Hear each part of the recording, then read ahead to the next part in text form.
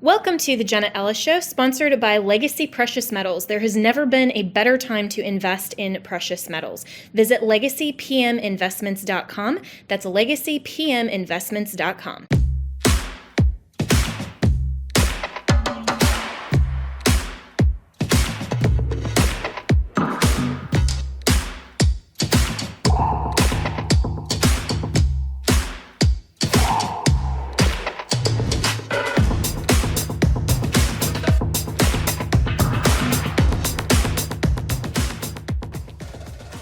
Good evening and welcome to Jenna Ellis Tonight. So big changes at the Republican National Committee with Ronna McDaniel finally stepping down as chairwoman following Super Tuesday last week. So now Michael Whatley and Lara Trump have been unanimously elected as the chairman and co-chairwoman of the RNC. And so it's a new day and potentially new direction that Lara Trump is signaling. So this coming from the Washington Examiner, it says Lara Trump promises legal ballot harvesting to be part of the new RNC strategy. It's about time, I think, because we all knew from 2020 when President Trump ahead of that election was suggesting not to ballot harvest, which is still legal in a number of states, then we as conservatives need to take advantage of the laws as written, even while we are working to change them. So this is what Lara Trump also had to say on Fox News earlier this week. I can guarantee you that over the next 8 months, you are going to see things happen at the Republican National Committee unlike you have ever seen before, because this is a must-win election. If Donald All right, so joining me now is Ryan Fournier, who is the founder of Students for Trump. And Ryan, so initially when Lara Trump was being recommended by Donald Trump, her father-in-law, the primary was still being contested. And I thought that was a little bit of maybe nepotism and a little bit too early. But now that he is basically, for all intents and purposes, the RNC and GOP nominee, this may be a good decision. So what do you make of Lara Trump and Michael Whatley compared to, of course, Ronna McDaniel? You know, it's North Carolina taking over my home state. I live here now. Michael Whatley was our chairman. He did a really good job in helping deliver victories here. Lara Trump's from Wilmington, North Carolina. Two really good people. I think that we absolutely have a chance now. I think that this is sort of something that should have happened during the Trump years rather than having a Romney run it. Maybe we have a Trump family member within there. The RNC is problematic in a way, or used to be, because of how they sort of sideline Trump in many ways, whether that be donations, whether that be the digital or data team. There were so many issues within that organization, and I got to see it firsthand when I was working there in 2017. But Lara being the co-chair is a really good opportunity for us to get in there and do legal ballot harvesting, right? Create an influencer army behind the president, bring in Scott Pressler to handle grassroots operations and really just nail it out of the park. These are important things. And, when I look at, where the RNC was and where it's going and what she has pledged, now we have an election integrity division. We're going to be training thousands of poll workers, poll watchers to go out there and count the ballots and watch the process happen itself. This is a really good time for the GOP, and I think it's a turning point for the Republican Party itself. I think this is going to be great for the country. It's going to be great for the party. Yeah. So Ryan, Lara Trump has signaled in her interviews that there will be three pillars that she and Michael Whatley will focus on, which is to get out the vote, protect the vote, and then raise money. So following the change in leadership, I posted a poll on Twitter, and let's go ahead and bring that up. Will you donate to the RNC now that Ronna is gone? And a little over 2,100 votes in the final results. 38% said yes because Ronna is gone, but 58.4%, so almost 60% say no, haven't, and still won't. So Ryan, what do you make of people still, I think, being very suspicious or wary of the RNC just because of what we've seen under Ronna McDaniel's leadership? What does Lara Trump and Michael Whatley have to do to change that perception and create substantial wins? It really comes down to how the dollars are brought in. I mean, Lara Trump wins the co-chair and the co-chair role and already had a $100,000 check given to her because of such action. So I think, and I remember when I worked there, the way that donations were brought in. If you donate to the RNC, a portion of that would go directly to the Trump campaign. I can't remember the exact margins, but the RNC got more than what the campaign actually got. And people started catching wind of that because they started, realizing the RNC wasn't helping Trump, for his endorsements or during his, special time early in office. I do recall this. There were a couple elections where Trump wanted, the RNC to jump in and support. They didn't do it. And so there was a lot of chaos. And I think, the Russian impeachment stuff, there was a lot of buildup during that period of time. And it made a lot of people distrust the RNC. But I can tell you this, I think there's going to be a different process. I've yet to speak to Michael Whatley. I've requested, to have a call with him because I want to go in. I want to help them build a big influencer army out there online to target, DeSantis voters, to target Nikki Haley voters, to get the vote out online. That's what we're good at.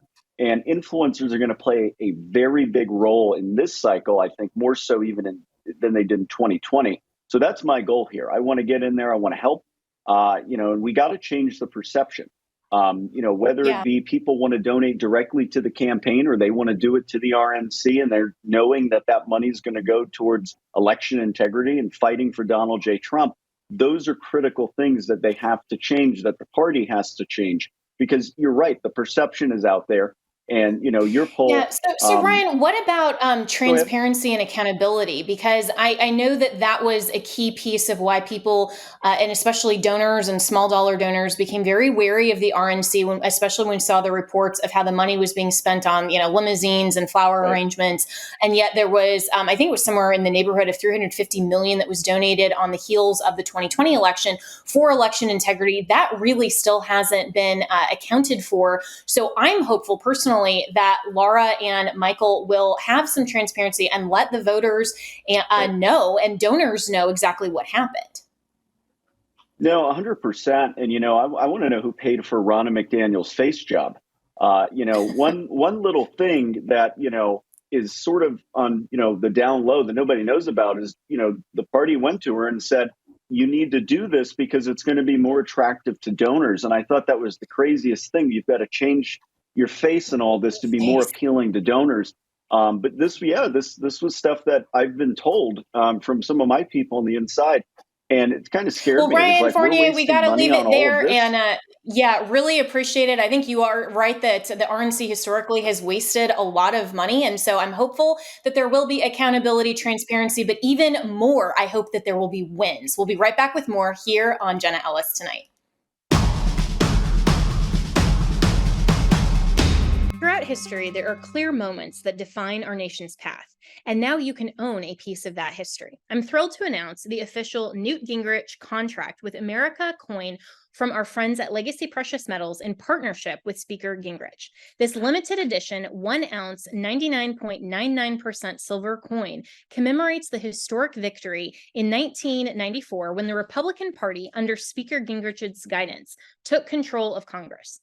The Newt Gingrich contract with America Coin also symbolizes the transformative political platform that led to the landmark achievements like the overhaul of the U.S. welfare system and the Balanced Budget Act. This is a limited edition coin that will sell out. So whether you're looking for the perfect gift or you want to own a piece of history, act fast before they run out. The Newt Gingrich contract with America Coin is more than an investment. It's a tribute to honest government and America. You can order it online at newtgingrichsilvercoin.com. That's newtgingrichsilvercoin.com and use promo code Jenna, that's JENNA, to get $10 off your purchase. Go to newtgingrichsilvercoin.com now.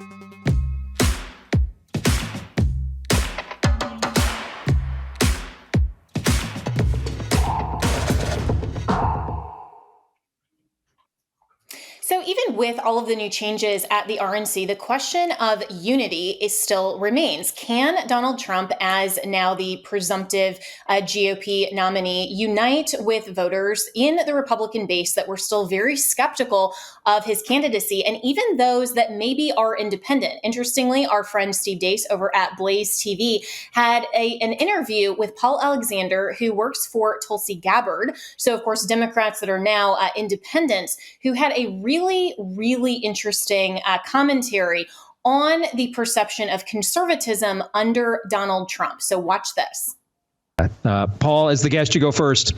The most disgusting and revolting thing you just witnessed was what?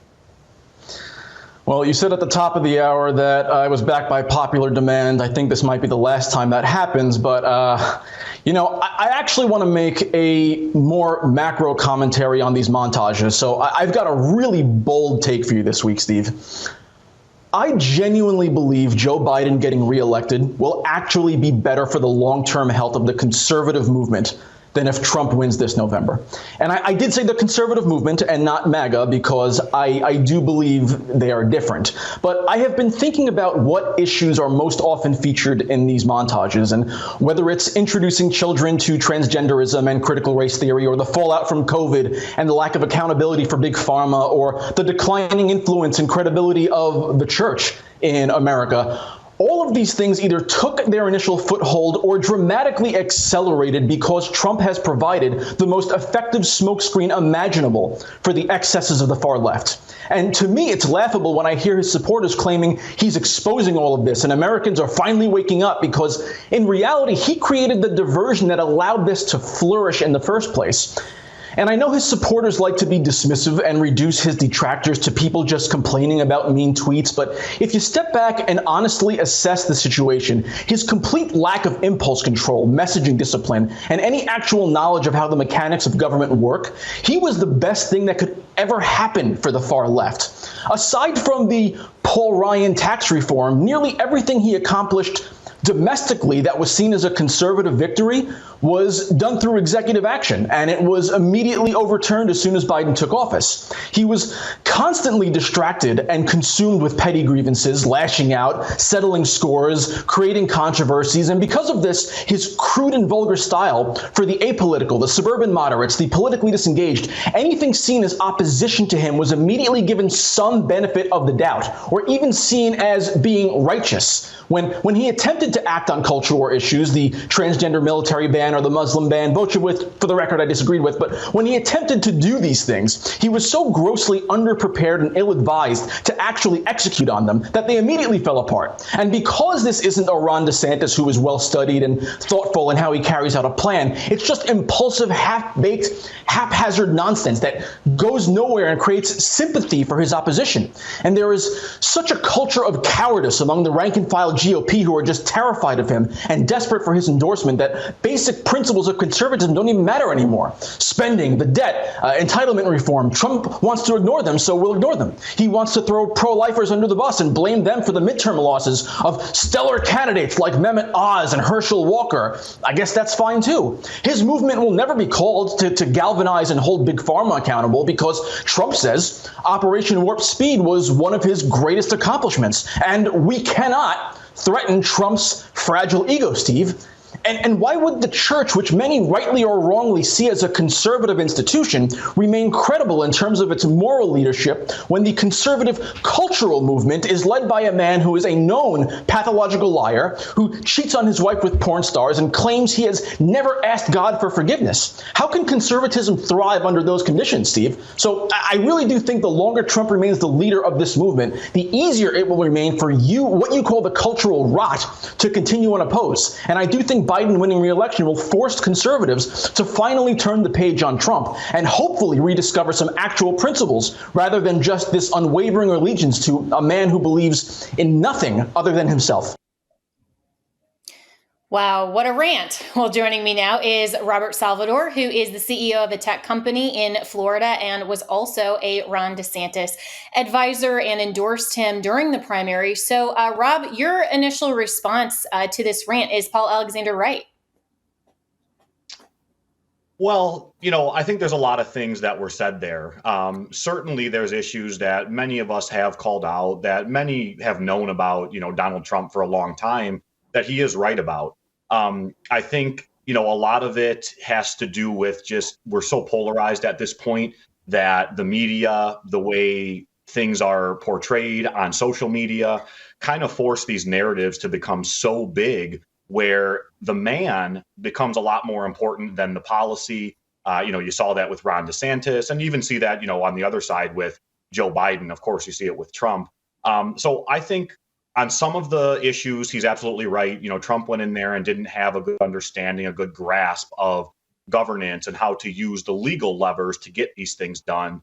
And that's why a lot of his executive orders and things that were good, were good for the country, they were able to be removed, right away by Biden.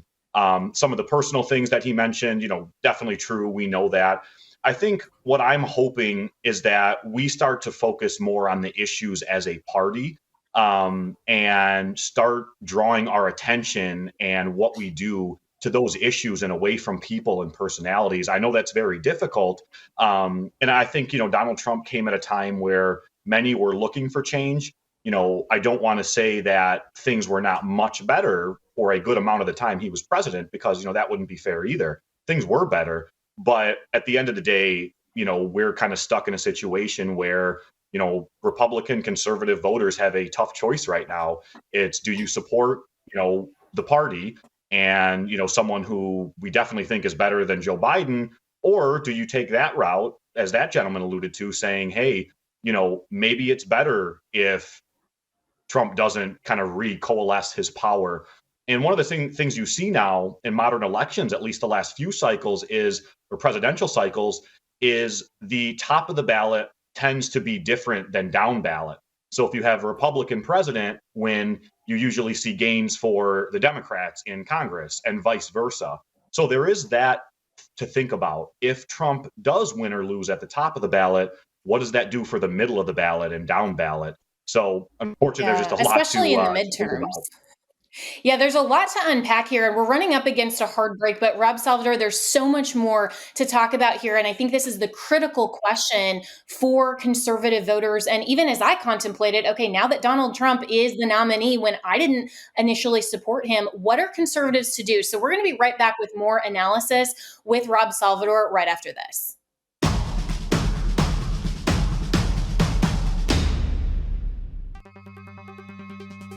As you know, my friend Mike Lindell has a passion to help everyone get the best sleep of their life. He didn't stop by simply creating the best pillow. Mike created the Giza Dream bed sheets. They look and feel great, which means an even better night's sleep for me, which is crucial for my busy schedule. Mike found the world's best cotton. It is ultra soft and breathable, but extremely durable. Mike's Giza sheets come with a 60-day money-back guarantee and a 10-year warranty. The Giza Dream Sheets come in a variety of sizes and colors. Mike's latest incredible deal is the sale of the year. For a limited time, you will receive 50% off the Giza Dream Sheets. You will also receive a set for as low as $29.98. So go to mypillow.com, click on the radio podcast square, and use the promo code Jenna. There you will find not only this amazing offer, but also deep discounts on all MyPillow products, including the MyPillow 2.0 mattress topper, which I have and I love, the MyPillow kitchen towel sets, and now even flannel sheets and so much more. We definitely need flannel sheets for as crazy as all of this weather has been lately. So go to mypillow.com and make sure you use the promo code Jenna or call 1-800-564-8475. That's 1-800-564-8475 and use the promo code Jenna.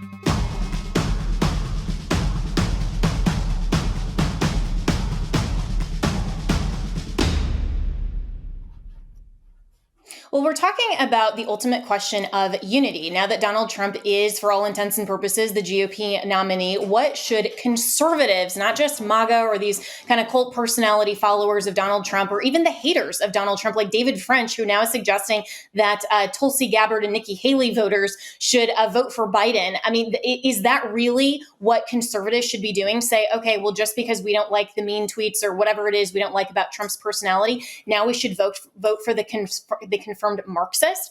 I mean, I think, and Rob Salvador, who's my guest and is rejoining for this segment, I think that this question of unity becomes a lot more concerning and difficult for conservatives when you have all of the MAGA, frankly, propagandists who aren't going to acknowledge Trump's obvious faults and some of his obvious failures during his administration and are trying to just skate over that and bully conservatives into voting for him. I mean, even during his last rally just over this weekend, Donald Trump took another shot at Ron DeSantis. Listen to this.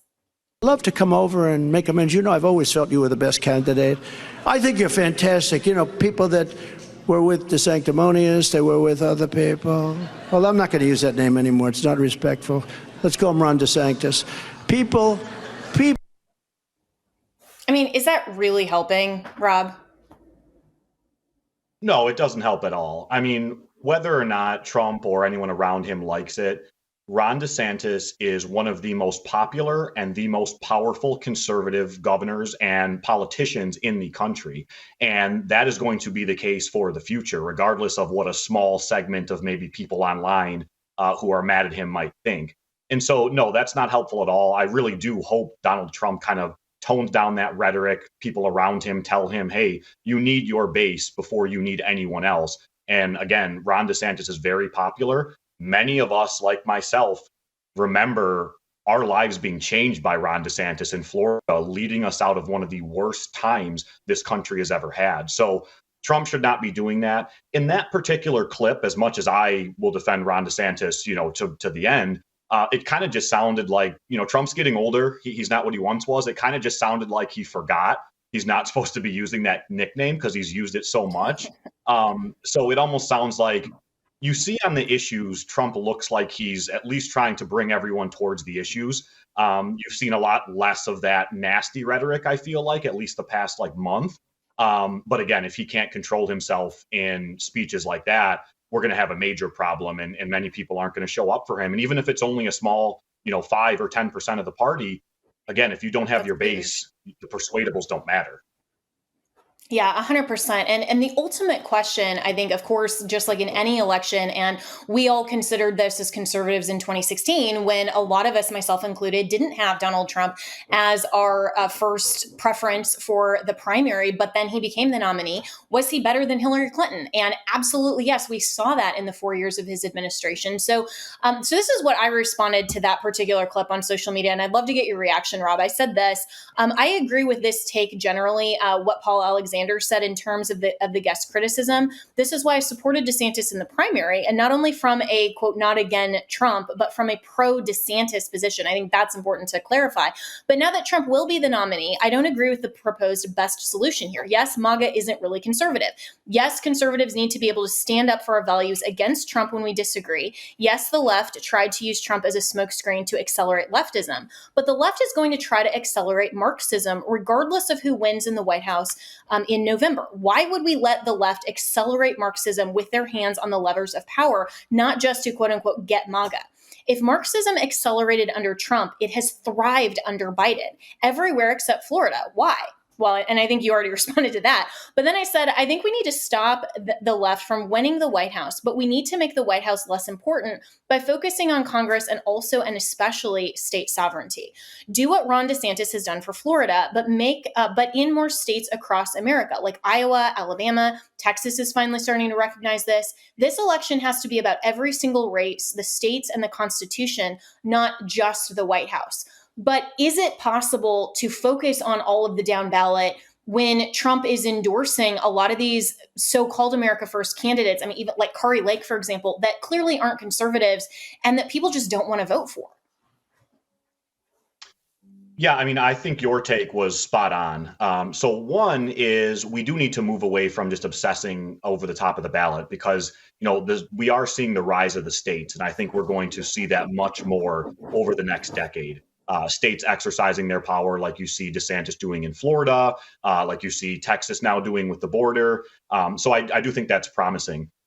I think with Trump, you can want a politician who at least aligns with you on issues, even if you don't align with him and his personality.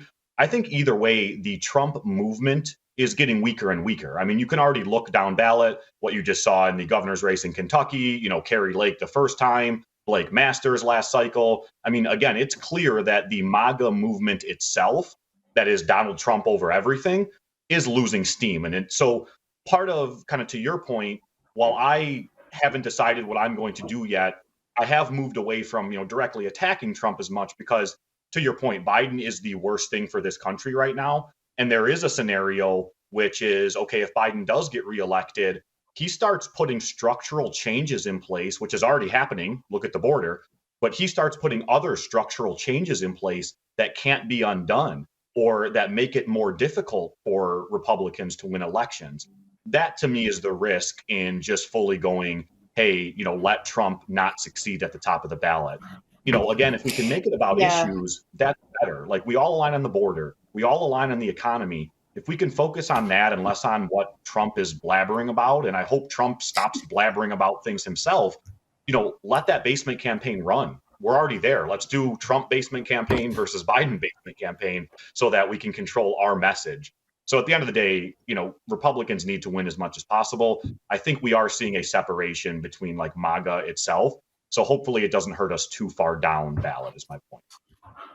Yeah, I think that's really well said, Rob Salvador, because if we can focus on issues and being conservatives, then we can genuinely criticize the Trump campaign when it's not being as conservative as it should be, while still contrasting it from the obvious lack of even constitutionally sound policy positions like Biden. And so criticizing Donald Trump is not saying let's be pro-Biden. And I think that's what the MAGA movement really doesn't understand in at least a lot of these influencers on social media. And I would love to see the Trump campaign actually genuinely address that and to say, we understand that conservatives want conservative policy. Here's our policy position, and make it so much less about the NFTs and the gold shoes and the, all the shiny Trump nonsense, and to really focus on what is going to make America truly great again, because isn't that his platform? But we'll be right back with more here on Jenna Ellis Tonight. Really appreciate you, Rob Salvador.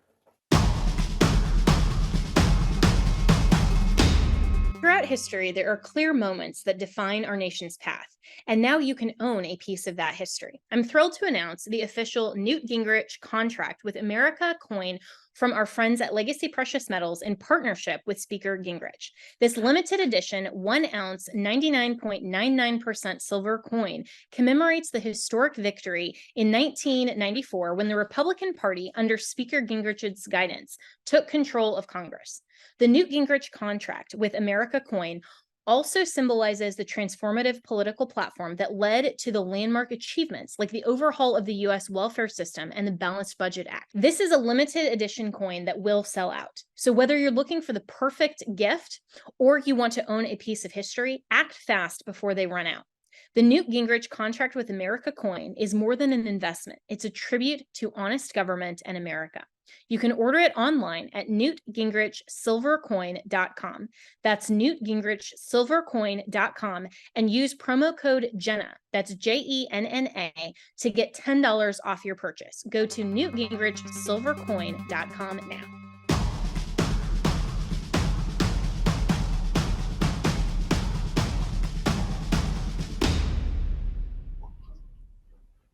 After the disastrous performance of President Joe Biden at the State of the Union on Thursday night, and I hope you all watched our live coverage here on the Salem News Channel, Republicans and Democrats together, I think there was kind of this collective of response to Senator Katie Britt's GOP response that was so overdramatic. Watch this. The American people are scraping by, while President Biden proudly proclaims that Bidenomics is working. Goodness, y'all, bless his heart, we know better. Mr. President, enough is enough. Innocent Americans are dying, and you only have yourself to blame. Fulfill your oath of office. Reverse your policies, end this crisis, and stop the suffering. Yeah, this was a little cringy as the trad wife coming from her kitchen. So initially, I thought the contrast between Joe Biden as this frail, old, dementia-riddled man coming to a young, youthful mother who clearly wants the best for her country was a great contrast. But her delivery was just so off that it was obvious why she got roundly mocked over the weekend, including, of course, on SNL. This is a little bit of that highlight. Good evening, America. My name is Katie Britt, and I have the honor of serving the great people of Alabama. And tonight, I am not just responding to the State of the Union. I am also selling these gorgeous bejeweled cross necklaces for This Affinity diamond necklace goes with anything, and you can wear it from the church to the club. In conclusion, to the President of the United States, I'll just say this, Mr. Biden, this isn't the last you'll see of Katie Britt. Maybe not in politics, but when you close your eyes, I'll be right there. Yikes. So SNL has been very hit or miss. I totally grant is a completely leftist show, but occasionally they do have parody and commentary and laughter that is kind of spot on. And that clip, I think all of us anticipated. So really, what was this effective for the intended audience, which I think clearly was suburban women? Allie Beth Stuckey didn't really think so, and neither did I. This is what the conservative millennial said on social media. She said, I'm still thinking about Katie Britt and what direction she must have gotten to have delivered that response the way she did. She was put in a tough spot. Be relatable, likable, but intense and passionate. Deliver a speech, but make it seem like you're talking to a friend. Be happy, but not too happy. Be upset, but not too emotional. All of that plus reading off a teleprompter isn't easy for everyone. She felt like she had to play a part, to act instead of just speak. Most people can't do that well. She is no exception. Obvious why they picked her. She looks like the moms at school who drop off, who would typically vote Republican, but who've been convinced by Instagram that the GOP is taking her sister's IVF away. Her optics, I thought, were great. Loved her being in her kitchen, but the delivery was parody level terrible. And I promise that didn't sway any of those suburban moms we're trying to reach. A real missed opportunity. Megyn Kelly, who has also had a great show and is one of the most prolific female conservative commentators, also said this.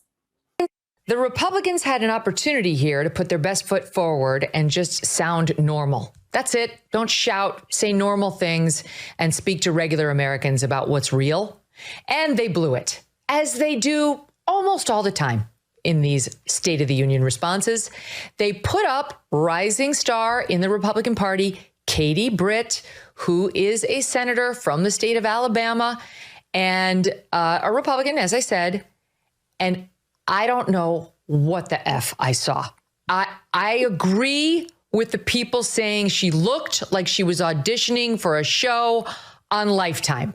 The drama, the fake affectation, the over-the-top portrayal of emotions I did not believe she was feeling at all. Her inauthenticity, it was totally cringe, as the kids would say. Sorry, this is how I saw it. You tell me whether you disagree. Here are some high/lowlights. I never could have imagined what my story would entail. To think about what the American dream can do across just one generation, in just one lifetime. It's truly breathtaking. But right now, the American dream has turned into a nightmare. Our country can do better. And you don't have to look any further than the crisis at our southern border to see it. President Biden inherited the most secure border of all time. He invited it with 94 executive actions in his first 100 days. Okay. She embarrassed herself. She embarrassed the Republicans, and she embarrassed women. It was a disgrace. I was horrified by her performance. And I really think that it's going to take her years to rebound from that performance. Am I being too hard on her? All right. Well, Megyn Kelly was spot on. And I am sorry, GOP, and everybody who's watching who says, well, don't, infight and don't criticize the GOP. We have to. We have to when it is so cringeworthy like that. Otherwise, we won't be taken seriously. And my big issue as a woman who also knows that there are other fabulous women in the GOP, like Governor Sarah Sanders, who delivered one of the GOP responses, I think it was last year. She was so articulate, so pointed, and absolutely delivered the best of the GOP response. And now we have this kind of, Lifetime television type of woman who is sitting in her kitchen like she's auditioning for a cooking show, just giving the left something to focus on instead of Joe Biden. And so this is absolutely a missed opportunity for conservatives. And we have to call those things out, just like we have to call out President Trump when he does things that are either cringeworthy or policy driven that we don't like. I mean, nobody is focusing on what Katie Britt said. A lot of people are saying, well, what about her content? Her content was spot on. This is a television media format. Visuals matter. Delivery matters. I mean, I can't tell you how many people comment just on whether they like what I'm wearing on TV or not, which obviously doesn't matter, but it does to the viewer. Did this really change any suburban moms who are considering voting for Biden? I don't think so. If anything, they thought she came across as this over-hyper, judgy type of Christian mom, which is the perfect stereotype that we want to avoid. So my suggestion to the GOP is get women who can deliver without having to stand up and pretend like they're men. We'll be right back with more here on Jenna Ellis Tonight.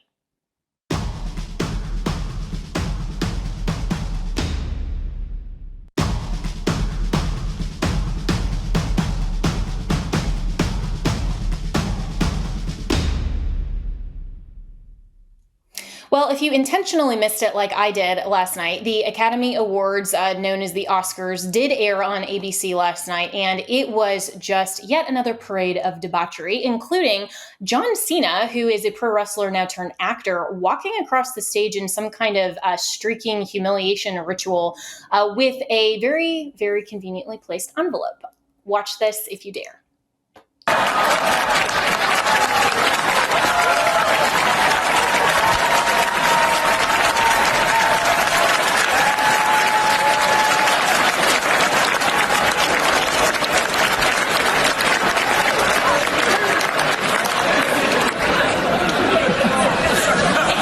Costumes.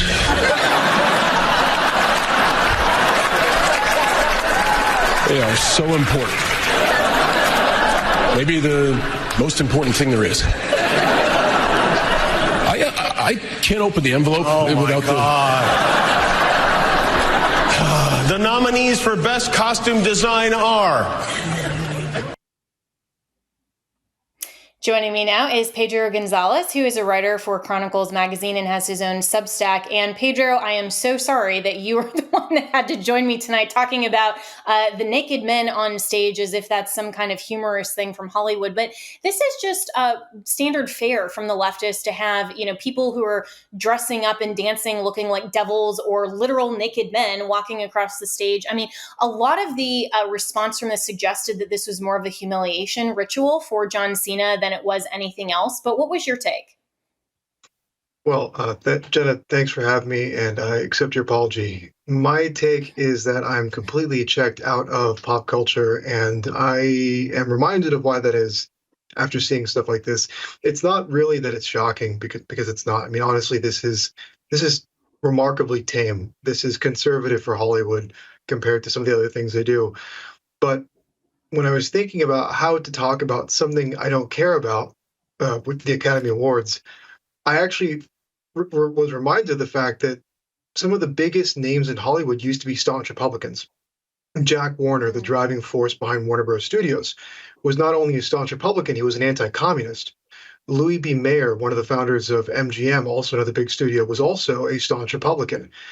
And it's just really remarkable to think of how dramatically Hollywood has changed in what seems to be a short amount of time, where you had these heads of major studios who were, again, staunchly opposed to communism and supporters of guys like Herbert Hoover, to where we're at now, to not just allowing these kinds of obscenities, but endorsing them. But again, we're so desensitized to this stuff that the John Cena stunt doesn't really register on the scale. I can go on. I have some more thoughts about this, but I want to let you take it if you want to. Yeah. Well, no, I think that's actually a really great point that, and I thought the same thing, that this was actually one of the less offensive things, as offensive as it is against an objective standard. On our sliding scale, this was one of the least offensive in recent memory things that leftists have done, whether it's Academy Awards or, the drag queen storytime parades and some of those very, very intentionally obscene things that are geared toward children. So what does this say, though, Pedro, to you in terms of the overall just a lack of creativity of entertainment these days? Because a lot of the things that I still watch, kind of unfortunately, I just do because I want to be able to comment on it. But a lot of the movies and the entertainment and even the reality TV, like I was watching Love is Blind season 6, for example, and a lot of the comments on this, there's one episode in particular that was so race driven, where one of the couples was, and on this show, if you haven't seen it, it's like a bunch of people that meet in dating pods before they actually see each other. Then they get engaged, see each other in person, see if they're actually physically attracted. And one of the Black women was saying to a Black man who was engaged to a white woman, well, have you considered race? And have you considered the thought that a white woman would raise Black babies? And he actually got concerned. And I'm thinking, this is okay in Hollywood right now, and in fact, probably emphasized that way. But yet, if the roles were reversed and this was a white woman telling a white man who's engaged to a Black woman, hey, can she raise white babies? Then probably the show would be canceled. So, what's the message here out of Hollywood that conservatives need to consider? Tune out. I mean, I think broadly speaking, that's sort of what's happening, and you can tell by the general reaction. I mean, it's interesting. Whenever I check platforms like Instagram, I'll basically, be suggested these videos by influencers who are generally, I would say, like apolitical, but maybe generically liberal in the sense that, their views on things like abortion are fairly conventional in terms of being aligned with like the mainstream. But I've even seen some of these people, these like run-of-the-mill influencers, basically complaining about political correctness, about how it's impossible to have any kind of like, even celebrities themselves, they're all subject to cancellation at any moment, right?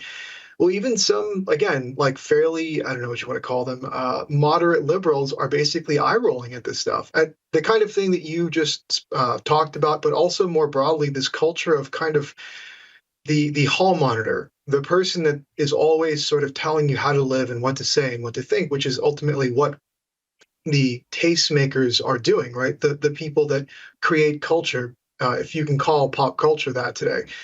That there's really this kind of like sense of this loud groan, this sentiment that I can really only characterize as a kind of loud and long groan at everything that comes out of Hollywood, everything that comes out of Netflix, things like that. There's just an expectation that somehow it's going to suck because it's going to browbeat you with this kind of stuff. And again, it goes beyond. Let me ask you this, though. Let me ask you this, because for you and I, who are more the conservative philosophers, right? Like, we should tune out, and we're telling people, and I agree with you, to tune out. But a lot of like the Gen Zers and people who just want to come home from work and they flip on the television, they're not going to tune out of entertainment. And so, what do parents do when there's not a ton of great alternatives? I mean, Daily Wire's trying, but the option here really isn't that they can just tune out. Yeah. Well, I think about this a lot, actually. And what I've been doing is trying to buy this. This is a funny topic that we're getting on.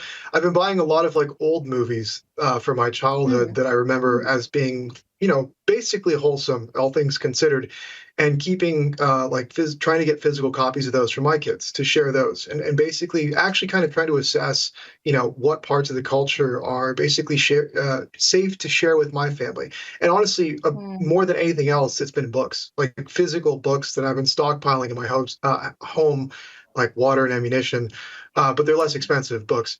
And I've been just keeping. Yeah, and Pedro, we're going to have to leave it there, but I think that's such a great alternative, actually. And this segment could have gone for like an hour, so we'll have to have you back on soon. But really appreciate that, and I think that probably is the solution: is to go back into the day when things actually were better. But that's all the time we have here on Jenna Ellis Tonight. You can always reach me and my team, Jenna, at SalemNewsChannel.com.